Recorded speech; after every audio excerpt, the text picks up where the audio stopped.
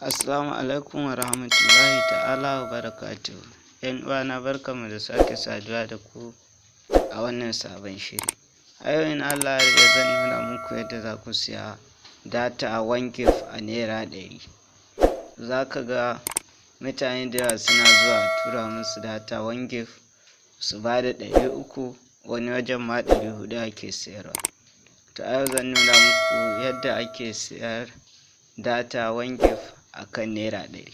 Amma da Allah kafin na nuna muku, ina roƙonku da ku taimaka ku danna mini subscribing, kana ku danna mini alamar ƙararrawa.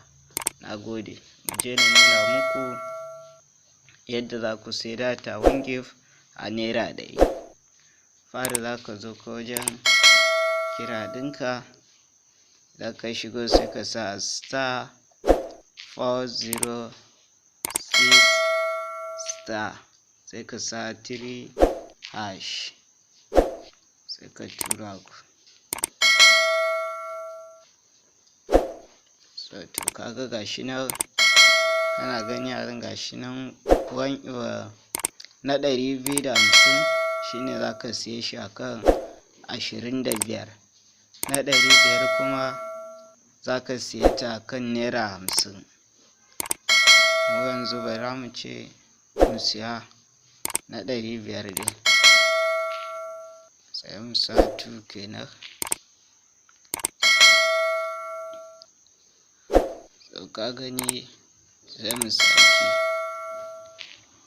sa 1. Za mu sa 1, bayan mun sa 2 sai mu zo mu sa 1 sai mu tura. So to anan ma confirm za mu sake sa 1, shi ma sai mu send.